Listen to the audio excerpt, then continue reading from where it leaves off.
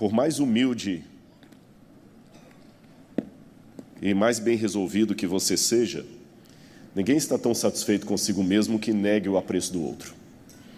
E muitas pessoas perguntam, e os que são pregadores aqui vão entender a minha fala, como é que um pregador do Evangelho é alimentado? Imagine um evangelista, um departamental, um distrital que cuida de uma grande igreja. Quando é que ele é alimentado espiritualmente? Porque ele está sempre pregando. O pastor Jimmy está sentado aqui, mas eu imagino que é muito raro essa situação. Sempre você está pregando. E quando sobe um outro, você estudou teologia.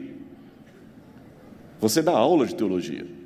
O que vai ter de novidade num sermão para poder... Eu vou contar para vocês onde é que os pregadores se alimentam. O pregador se alimenta quando ele desce do púlpito e vem uma pessoa com um gesto de muito carinho e fala assim: eu quero te agradecer porque graças ao seu sermão a minha filha voltou para a igreja. Eu quero te agradecer porque eu estava assistindo seu sermão pela internet e eu fui tocado por Deus e eu estou aqui, eu estava a ponto de tirar a minha vida. Nesse momento, os papéis se invertem. O pastor pregador se torna ovelha e o irmão que agradeceu se torna pregador. Não há música de apelo no final, não há plataforma, mas naquele pequeno momento ali houve um sermão pregado para o pregador. E você não sabe às vezes que a pessoa antes de subir para pregar aqui está chateado, está magoado e está ouvindo o diabo falar no seu ouvido: para com isso, você não deve estar aí. E aí Deus manda um anjo falar com ele: não, meu filho, eu quero que você continue. Então eu louvo a Deus pelos muitos pastores fora do púlpito que cuidam dos pregadores que estão no púlpito. Muito obrigado a todos vocês. Orem sempre pelo ministério pastoral da igreja. Tá certo? Orem sempre. E cuidado com a maledicência. Eu estou notando que nós às vezes somos muito pródigos em confessar pecados cometidos por outros. Quem tem ouvidos para ouvir, ouça. A gente confessa com muita força os pecados cometidos por outros. Eu tenho que confessar os pecados cometidos por mim. Eu não confesso os meus pecados, eu confesso os pecados dos outros. E confesso de novo, e confesso e vou confessando, e vivo a vida confessando pecados cometidos por os outros. Mas Deus não pode me perdoar o pecado que o outro cometeu, Ele pode perdoar o pecado que eu cometi. Bom, irmãos, vamos colocar a nossa projeção aqui. Eu quero falar um pouquinho com vocês hoje sobre o endemoniado de Gadara. E eu quero mostrar a última peça que o Museu de Arqueologia do NASP adquiriu. Na minha mão aí está um pequeno amuletozinho de bronze, vindo de Jerusalém, datado de 2000 anos, da época romana. E eu vou explicar melhor durante o sermão para vocês, mas esse amuleto é um porquinho, ou um filhote de javali, pequenininho. E ele pertenceu, provavelmente, a algum soldado romano dos que estavam estacionados em Jerusalém. Provavelmente na época em que Jerusalém foi destruída. Antes que eu explique o porquê de nós sabermos que esse porco pertenceu provavelmente a um soldado romano de 2000 anos que trabalhava em Jerusalém, eu vou explicar as razões durante o sermão. Eu queria que você fizesse agora uma reflexão religiosa comigo. Não apenas você que está aqui, mas eu também não posso deixar de mencionar você que está em casa, que está assistindo esse sermão, e que eu quero, em nome de Jesus, que o Espírito Santo toque em você agora onde quer que você esteja. Aqui em São Paulo, em outros estados do Brasil, no mundo, que você seja tocado por essa mensagem. Ainda que você não esteja assistindo ao vivo, que seja uma gravação da internet, mas que Deus toque no seu coração. Voltando à reflexão, imaginem 2000 anos atrás, o dono desse amuleto, um soldado romano, andando pelas ruas de Jerusalém. Quais são as pessoas com as quais ele conviveu? Em quantas mãos esse porquinho de bronze passou? E um porco em Jerusalém, que coisa é essa? Eu imagino que ele passava, e depois que ele passava, as pessoas ficavam de cabeça baixa, e depois que ele passava, cuspiam no chão. Que eles odiavam a presença dos romanos ali. E os judeus odiavam porque eles ficavam sempre vendo a insígnia romana e questionando por que Deus não age. E a introdução desse sermão parece ser uma contradição à música que o Kaká cantou e à música que o coral de Angola cantou. Porque o coral cantou de gratidão, nós também cantamos de gratidão. Ontem o pastor Arilton fez um sermão sobre gratidão, o pastor Jimmy falou de gratidão e você cantou que Deus cuida de mim. Mas eu imagino que durante esse momento alguém aqui, ou através da internet, ficou pensando, não cuida não. Se Deus cuida de mim, por que eu recebi esse laudo de câncer? Se Deus cuida de mim, por que Ele não prometeu, por que Ele não protegeu daquilo ali? Se Deus cuida de mim, eu não sou leitor de pensamento, não sou profeta, não sou filho de profeta, mas eu posso sentir que talvez aqui nesse auditório, muita gente no sentimento está contradizendo o que foi contado. Deus cuida de mim, Deus cuida de vocês aí da frente que estão com a vida ganha. Deus não cuida de mim. E os judeus daquela época, vendo aquele romano carregando aquele amuleto de porco pelas cidades, perguntam, será que Deus cuida mesmo do seu povo? Por que Ele não volta? Por que Ele não age? Por que Ele não faz alguma coisa? Já que eu tenho que levantar uma problemática nesse sermão, eu recebi um livro sobre o sábado de 1919. Será que Guilherme Stein, quando estava recebendo a publicação desse livro, imaginaria que nós chegaríamos a 2018 e Jesus não voltou? E o mundo cada vez mais caótico. Essa semana foi uma semana de notícias trágicas. E por que Jesus não volta? Eu estou vendo aqui o Dr. José Carlos Amos, sou meu professor de Apocalipse. Eu nunca esperava, pastor José Carlos Amos, que eu veria o senhor aposentado e eu pregando aqui, já contando o tempo de obra. Eu pensei que Jesus ia voltar antes da gente sair do IAN. 2, ele também. Aliás, eu acho que muitos dos pastores que estão aposentados aqui, pastor Zeferino foi o diretor lá, eu acho que muitos de vocês, quando fizeram teologia, não imaginariam estar um dia jubilados. Talvez alguns de vocês foram fazer teologia com o pai falando assim, não perca tempo com isso, Jesus vai voltar antes de você terminar o curso. E por que Ele não volta? Irmãos, nós temos que fazer as perguntas certas, por que Deus não age? Algumas pessoas perguntam, teólogos têm dúvida de fé? Porque responder tantas perguntas, né? Eu falo com vocês que nós temos muitas dúvidas, sim. E antes que você pense, puxa, Rodrigo, então agora tem que tirar do púlpito. Você está admitindo que você... Não é à toa que um dos livros que eu escrevi, o título é O Ceticismo da Fé. Porque às vezes é preciso duvidar para crer. As dúvidas de fé não me fazem perder a confiança em Deus, mas são dúvidas que me dão certa angústia. Por exemplo, a dúvida do Cristo na cruz do Calvário. Deus meu, por que me desamparaste? Foi uma interrogação. A dúvida de Deus, por que Ele não livrou alguns acidentes que nós ouvimos? A dúvida, por que Ele não... Graças a Deus Ele livrou o pastor Jimmy, que está aqui contando testemunho, mas Ele não livrou outras pessoas.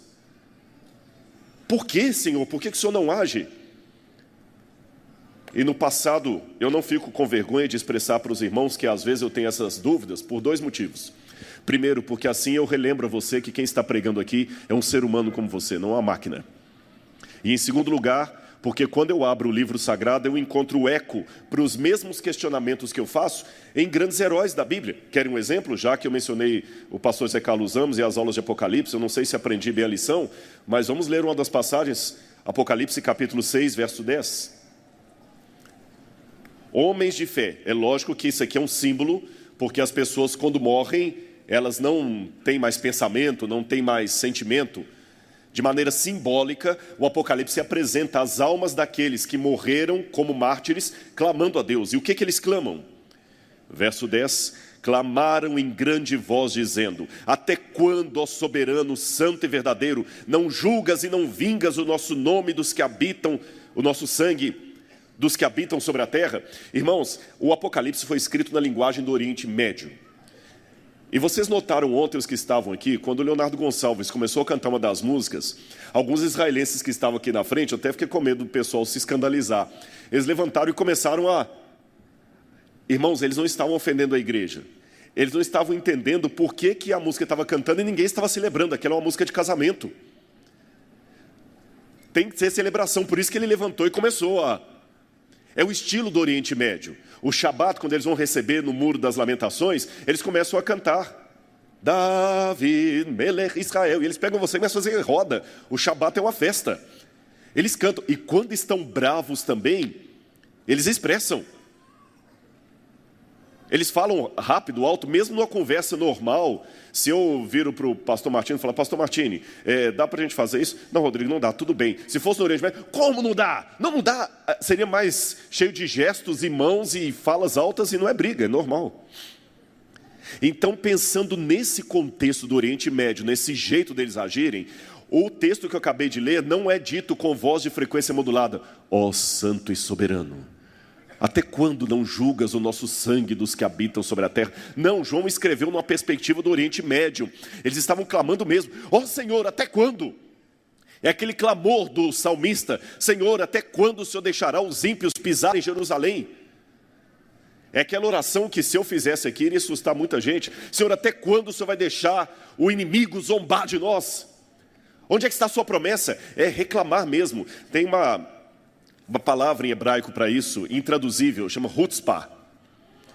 Chutzpah é uma audácia, é uma confiança, é aquilo que você fala como aquela viúva que foi atrás do juiz iníquo até aceitar. Chutzpah é pedir realmente. Então esse clamor, essa dúvida de fé que eu estou falando, que eu levanto aqui, não é problemas com a minha doutrina, não é problemas com a minha identidade adventista ou cristã, não é perda de confiança em Deus, é chutzpah, é clamar. Senhor, o Senhor prometeu que ia voltar.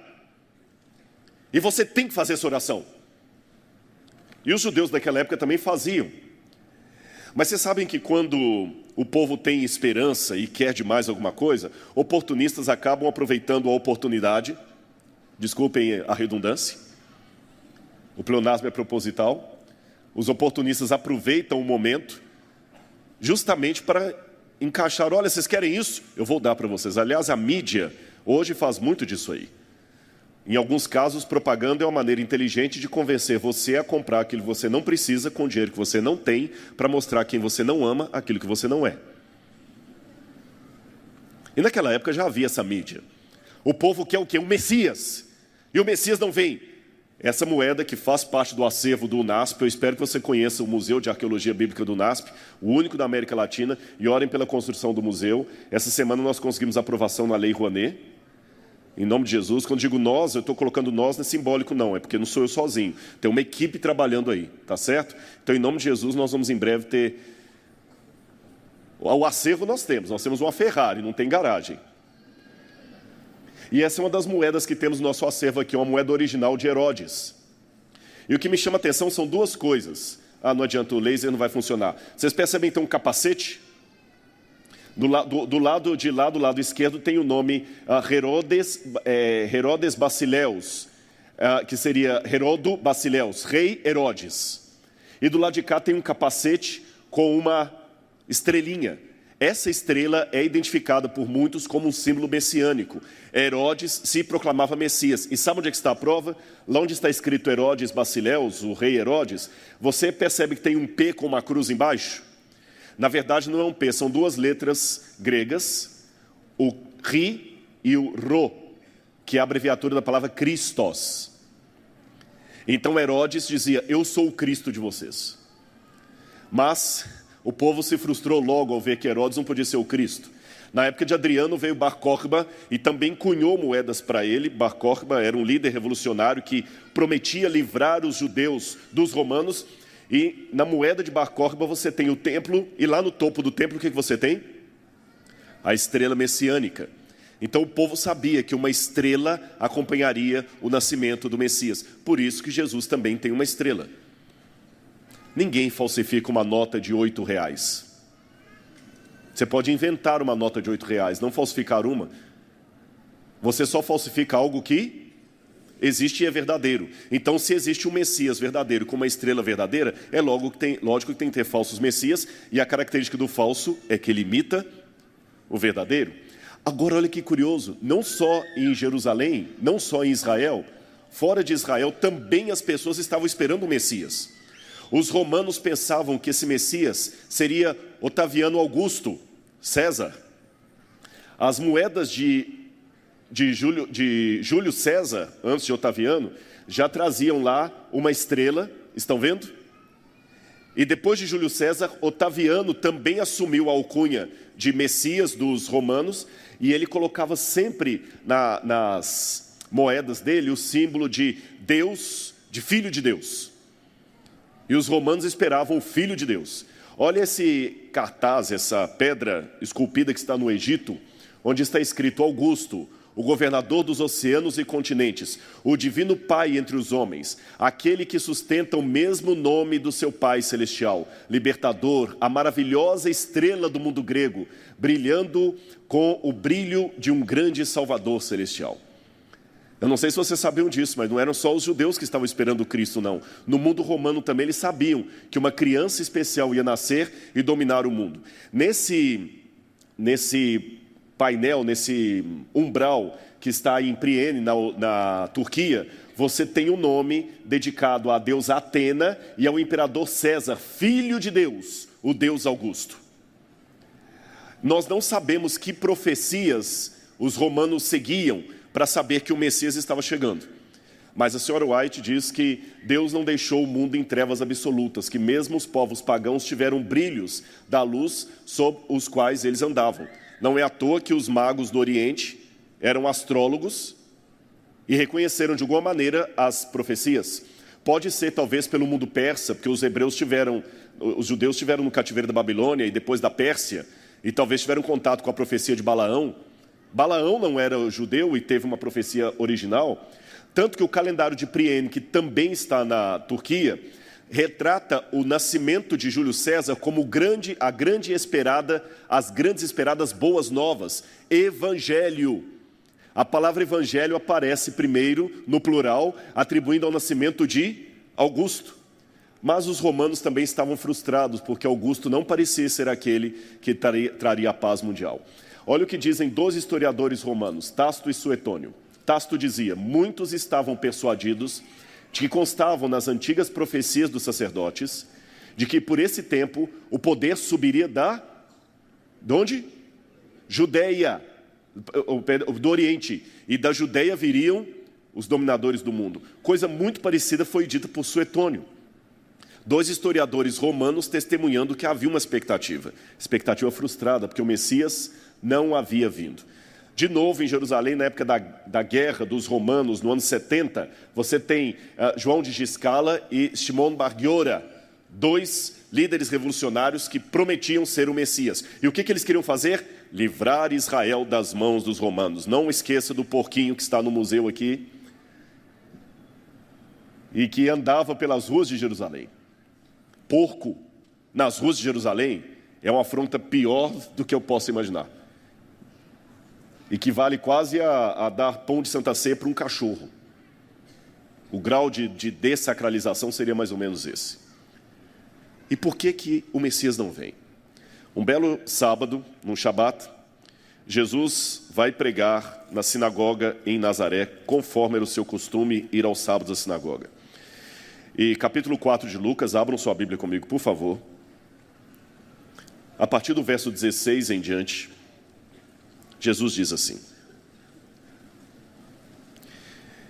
indo para Nazaré, onde fora criado, entrou num sábado na sinagoga, segundo o seu costume, e levantou-se para ler.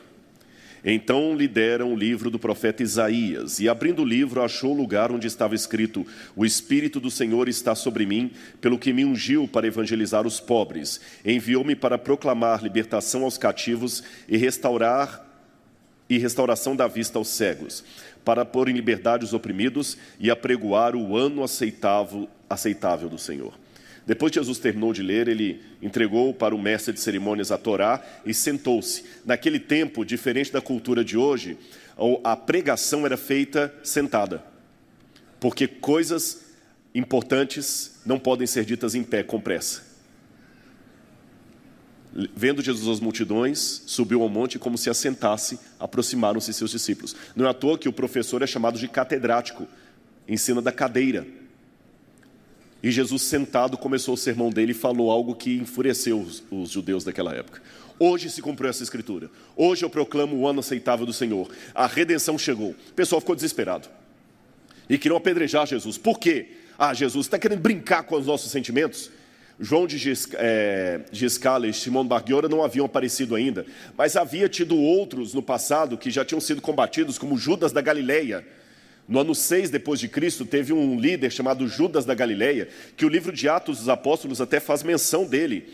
Esse Judas da Galileia, ele queria prometer às pessoas que eles seriam que elas seriam redimidas por ele e que ele era o Messias. Os romanos chegaram, mataram Judas da Galileia, prenderam, depois mataram, e mataram várias pessoas na Galileia. Então as pessoas tinham um trauma desses sujeitos que chegavam dizendo ser o Messias, e Jesus não tinha nada. Falaram, mais um para nos iludir, vai embora daqui. Seria equivalente a aparecer alguém agora marcando data para a volta de Jesus. Não queremos ouvir você. Só que eles, como são passionais, lembra que eu falei isso? Eles quase apedrejaram Jesus. Eles tinham uma convicção que o Messias deveria vir, mas junto com a convicção tinha uma grande angústia, porque Roma estava ali. E se tinha uma coisa que os judeus tinham pavor na época de Cristo, e que marcava para eles a sensação de que as promessas de Deus não estavam sendo cumpridas, era a presença romana ali em Jerusalém e em todo o território da Judeia e Galileia. Pérea, Samaria, embora os samaritanos eles odiassem. E a legião romana chegava com pompa. Os que mais se destacavam eram os soldados da 10ª Legião Fretenses. Que legião era esta? Essa legião foi fundada por Júlio César, e na época das guerras romanas, ela lutou ao lado de Pompeu, e ela foi vitoriosa no Estreito de Messina. E por causa disso, ela foi apelidada de Fretenses. Fretenses, em latim, você tem fretum, o Estreito do Mar. Então, Otaviano Augusto, quando se tornou o primeiro imperador de Roma, ele pegou a legião mais importante que ele tinha e, em homenagem a Júlio César, falou, essa legião será a 10ª legião. E se chamará 10ª Legião Fretenses, a 10ª legião dos homens do mar. Dos homens que vencem no mar. Guarda essa informação porque ela é importante. A 10ª legião dos homens que vencem do mar. E quando Pompeu conquistou a região da Judeia e da Galileia, sabem quem que Roma destacou para cuidar da região ali? A 10ª Legião Fretense. Por quê? Os judeus eram pródigos em fazer rebelião. Você sabe da história. Aquele povo é complicado, pensavam os romanos. Eles sempre fazem rebelião, uma rebelião atrás da outra. Então vamos mandar a melhor legião romana para ficar tomando conta lá, para não ter problema. Só um avanço na história para ilustrar para vocês. Jerusalém foi destruída no ano 70 pela 10ª Legião Fretense. E quando eles destruíram Jerusalém, sabe o que eles fizeram para os judeus não voltarem? Eles construíram casas e ficaram morando ali.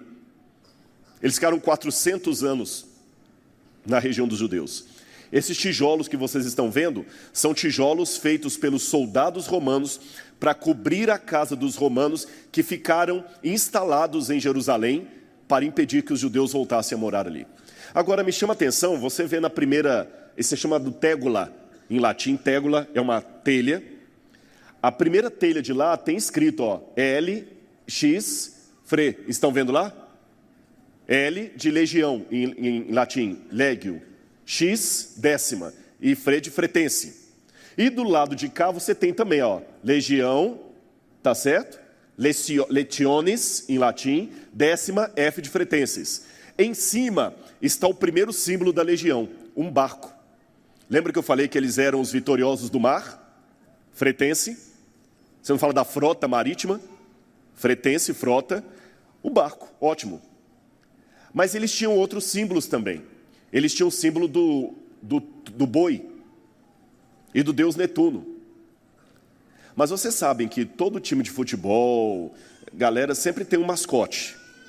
O Atlético Mineiro tem o galo, o Cruzeiro tem a raposa, não é assim?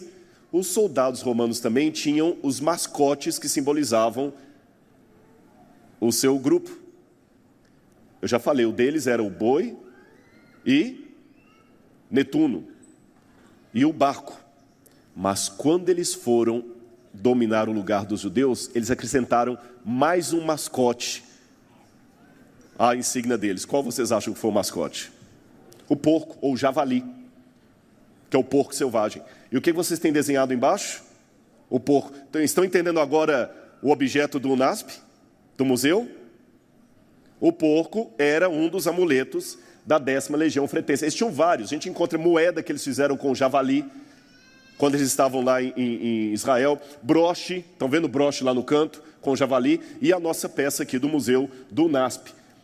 Mas havia também bons soldados ali que acabaram se tornando amigos dos judeus. Jesus conta que quando ele estava, o Evangelho conta que quando Jesus estava em Cafarnaum, havia um homem que pediu Jesus para curar o seu servo, centurião da guarda, e eles falam, ele é amigo do nosso povo, ajudou a construir a sinagoga. Um outro episódio, quando Jesus estava crucificado, o chefe dos centuriões falou que esse verdadeiramente é o Filho de Deus. Por que ele... Interessante essa expressão. Uma vez eu ouvi um crítico da Bíblia dizendo, é impossível que um romano reconhecesse Jesus como Filho de Deus. Isso é uma coisa que a teologia só foi desenvolver mais tarde. Não! Lembra que eu falei que os romanos estavam aguardando o grande criança especial, César Augusto, e que eles chamavam Augusto de quê?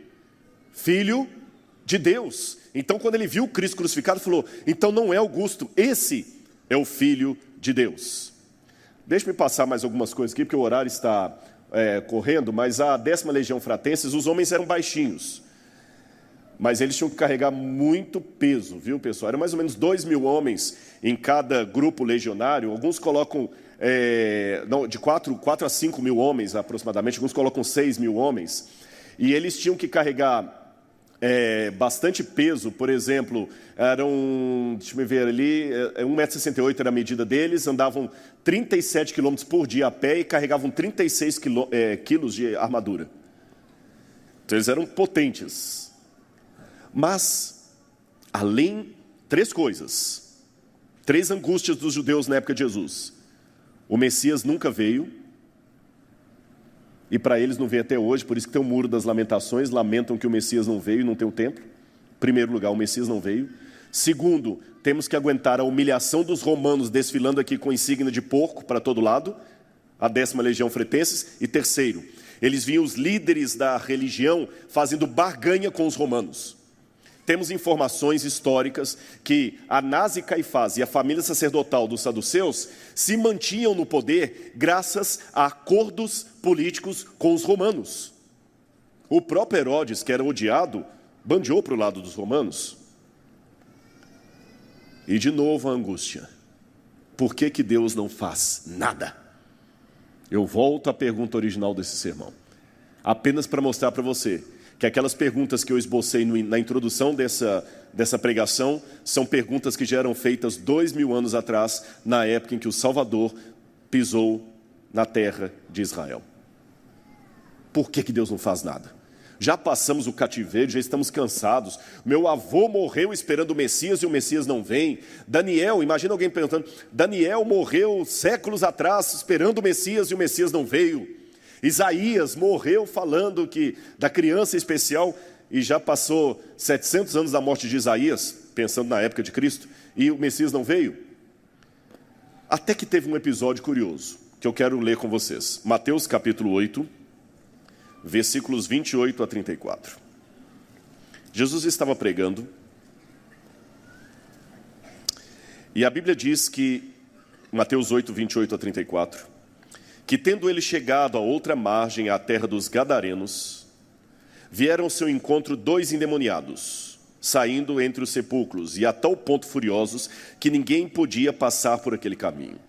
E eis que gritaram, que temos nós contigo, ó Filho de Deus? Vieste aqui atormentar-nos antes do tempo? Ora, andava pastando não longe dali uma grande manada de porcos. Então os demônios lhe rogavam, se nos expeles, manda-nos para os porcos. E depois ordenou-lhes Jesus. Eles, saindo, passaram para os porcos, e eis que toda a manada se precipitou despenhadeiro abaixo, para dentro do mar, e nas águas pereceram.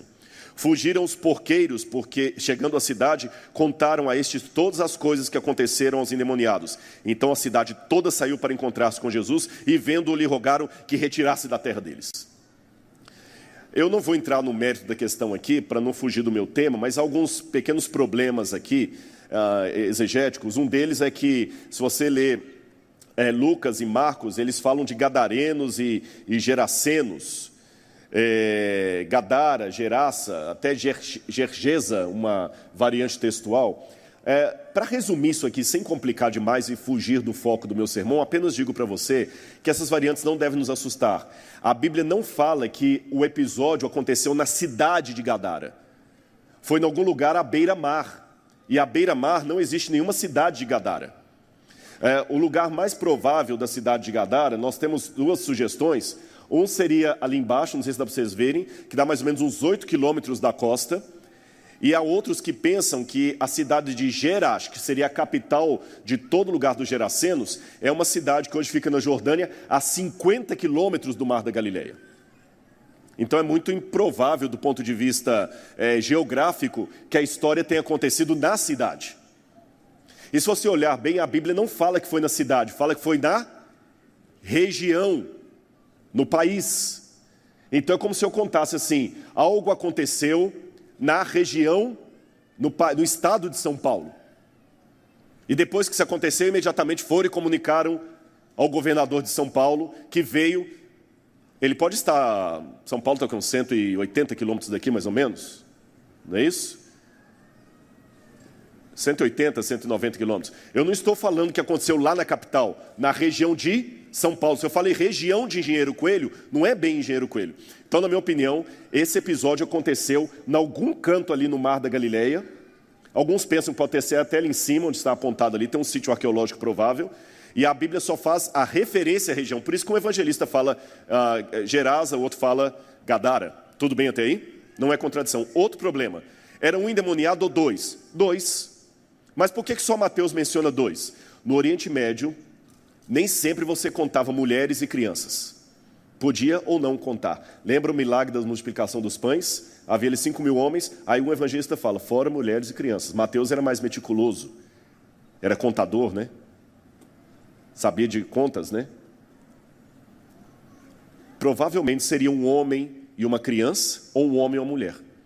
Por isso que ele fala dois, os outros só mencionam um. Ficou claro também isso aí? Ok. Continuando a nossa história, agora eu quero terminar o meu sermão falando uma coisa interessante para vocês. Marcos ouviu falar essa situação. Você sabe que provavelmente o evangelho de Marcos foi escrito sob influência de Pedro. Então Marcos não estava presente na cena, mas Mateus estava. Então Mateus contou a coisa como aconteceu. Eu, Rodrigo, particularmente acredito que a história é verdadeira em todo sentido. Alguns críticos da Bíblia que pensam que isso aí é sensacionalismo. Não, não é. Nós temos muitos indícios históricos, eu não vou dá-los aqui, que os evangelhos são um relato histórico fiel. Tudo bem? Então eu repito perante a igreja, o episódio aconteceu. Houve 2 demoniados na região, Jesus curou aqueles homens e os demônios foram para os porcos e os porcos precipitaram o mar abaixo. Eu não tenho dúvida disso. Mas o evangelho de Marcos tem uma característica específica em relação aos outros evangelhos. Ele é irônico. Por exemplo, Marcos que conta de todos que naquele milagre do mar se agitando, Jesus tinha um travesseirinho debaixo da cabeça. Marcos é um evangelho irônico. E você sabe que a ironia é um tipo de inteligência especial que só pessoas muito inteligentes percebem. O tolo não percebe a ironia. E Marcos, quando escreveu esse evangelho, provavelmente pelo ano 52, 55, é a data que eu trabalho. Eu sei que alguns colocam Marcos lá no ano 65. Eu acho que Marcos deve ter sido em torno do ano 50, foi o primeiro evangelho a ser escrito. Marcos, quando escreveu isso, ainda vivia à sombra daquelas pessoas que não aceitavam Jesus como Messias, porque ele não trouxe a paz que Israel esperava. Não livrou os romanos, não livrou Israel dos romanos. Jerusalém ainda tinha romano desfilando lá com insígnia de porco para todo lado. Então o que Marcos fez? Marcos provavelmente está na base do evangelho de Lucas. Lucas pesquisou. Mateus pode ter usado Marcos também, mas Mateus não precisava usar Marcos em tudo, porque muita coisa Mateus viu pessoalmente. Lucas não viu, então Lucas usou como fonte Mateus e Marcos. Entenderam isso aí? E o que Marcos faz ao contar a história? Ficou claro para a igreja e para você que está em casa, que eu creio que a história é verdadeira e que aconteceu e que houve um milagre e os demônios saíram. Mas eu posso contar uma história verdadeira de maneira irônica. Querem um exemplo? Imagina essa situação. Um pai chega desesperado, porque o filho está fora da igreja, não respeita o pai tenta todo pastor para ir lá, e o filho não quer saber, ele está revoltado com a igreja. Aí o pai vem pedir socorro para os irmãos, para alguém ir lá salvar o filho dele, que agora está misturado nas drogas e não aceita ver a igreja, não acredita em pastor, não acredita em ninguém. Aí alguém conta essa história assim, claro, não tinha por onde. Quem fica comendo pregador à milanesa depois do culto, os filhos realmente têm indigestão espiritual depois. Vocês entenderam a minha ironia? O que eu quis dizer com essa ironia? Que aquele pai tinha o costume de chegar em casa e ficar malhando o pregador. Os filhos cresceram ouvindo o pai criticando pregadores. Obviamente eles perderam o quê? A confiança na igreja. Isso é real. Mas quando eu disse, fica comendo pregador à milanesa depois do sermão e os filhos têm indigestão espiritual, isso é literal? Isso é simbólico. Ninguém comeu, ninguém foi antropófago comendo alguém. Eu contei uma história verdadeira, mas eu joguei uma ironia, para ensinar uma mensagem. Marcos faz isso. E quer ver a ironia de Marcos? Na ironia de Marcos, a primeira coisa que me chama a atenção é que quando vai... Primeiro já temos um problema que Mateus também apresenta, que é chamar porco de manada. Na verdade, a palavra... desculpa, eu não estou conseguindo ler daqui. Seria melhor traduzida por rebanho. Rebanho de porco. Mas porco não é rebanho. Outro problema. Porco pasta. Porco pasta? Que eu saiba, porco não pasta. Quem pasta é gado, ovelha, cabra. Porco não pasta. E Marcos ainda coloca aqui. Vamos no Evangelho de Marcos para você ver. Marcos capítulo 5. Olha a maneira irônica. Olha como é que Marcos diz aqui. Capítulo 5, versículo 1 a 20. Eu estou em Lucas, por isso que eu não estou achando aqui. Olha o que ele diz aqui, ó. Leiam comigo, por favor, o verso...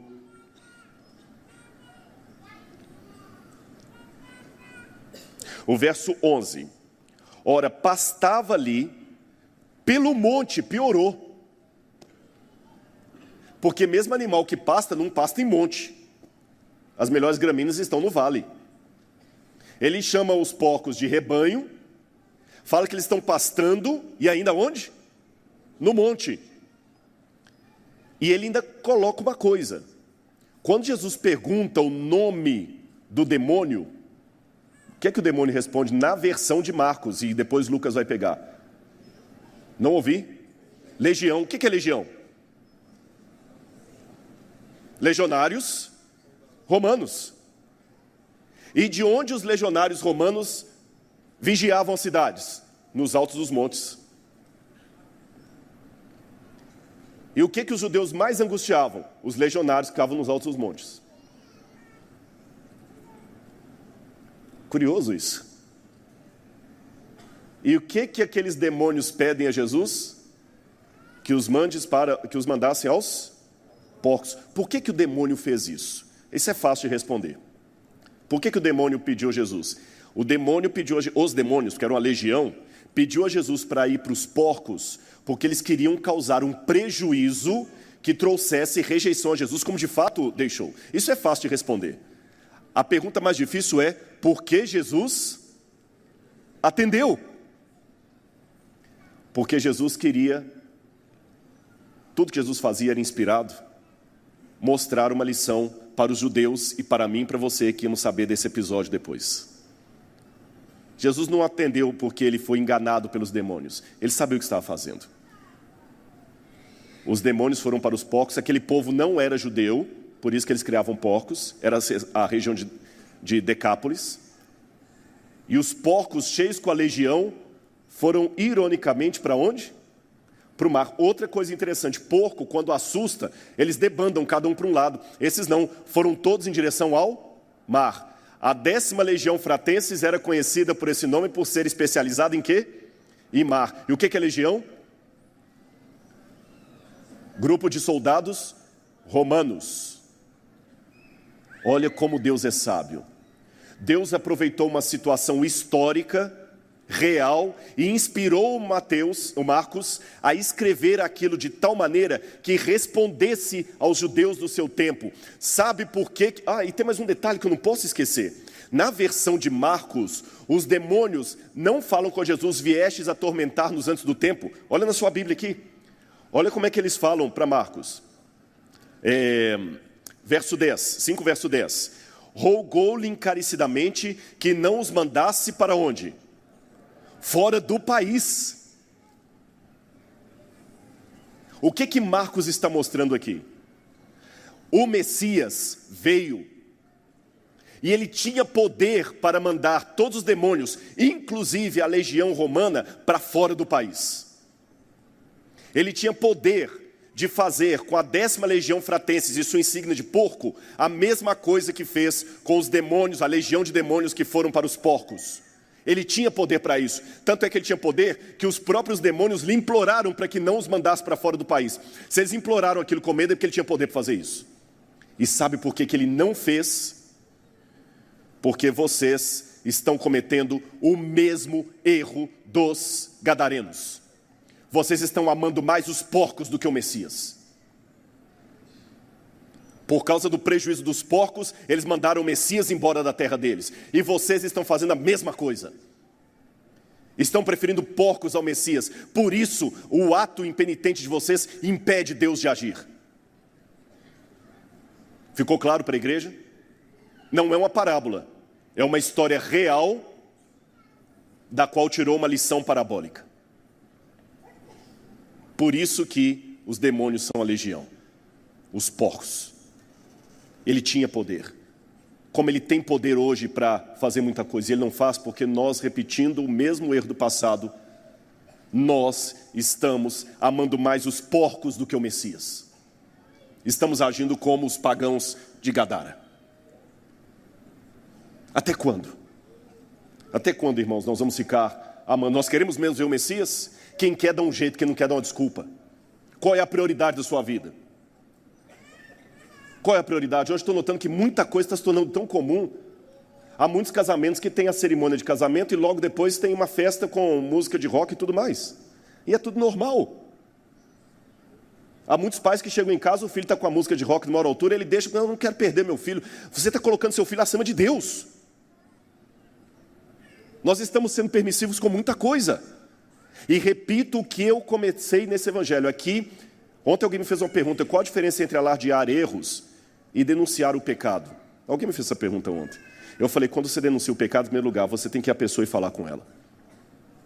E de maneira geral, exortar a igreja, como eu estou procurando fazer aqui. Agora, quando você só quer denunciar o pecado do outro, como falei, isso é maledicência. Mas todos nós devemos reconhecer que nós precisamos, nessa escola, nessa igreja, na nossa casa, na minha família, nesse bairro, nesse lugar, de um reavivamento do Espírito Santo. Irmãos, por melhor que os professores de teologia tentem preparar os alunos, nós nunca saímos da faculdade preparados para fazer um sepultamento fúnebre, um serviço fúnebre. Nunca, nunca. Por melhor que seja o professor de liturgia, você nunca está pronto para sepultar uma pessoa, para confortar alguém que morreu. Não se aprende isso. É doído. E cada vez que você faz um sepultamento, você pede a Deus que seja o último. Ninguém está preparado para expulsar um demônio. E cada vez que você tem uma situação de exorcismo, você implora a Deus que seja o último.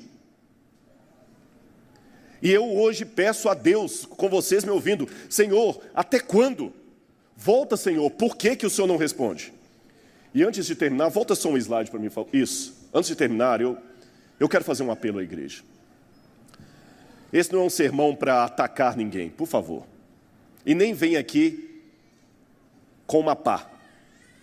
Venha com um ancinho. Deixa a pá para a gente usar na arqueologia.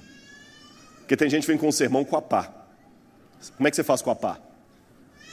Se fulano tivesse aqui para ouvir isso. Se Beltrano tivesse aqui para ouvir isso. Não, deixa a pá para o arqueólogo. Venha com um ancinho. Isso é para você. Puxa assim, ó. É para mim. Irmãos, vocês me ensinaram em 1983 que Jesus ia voltar. Foi ali que eu conheci a mensagem adventista. Em 1984, 25 de fevereiro, eu me batizei. Eu não esperava que ia passar tanto tempo e ele não tinha voltado. Mas eu não desanimei, não. Eu ainda vou continuar esperando.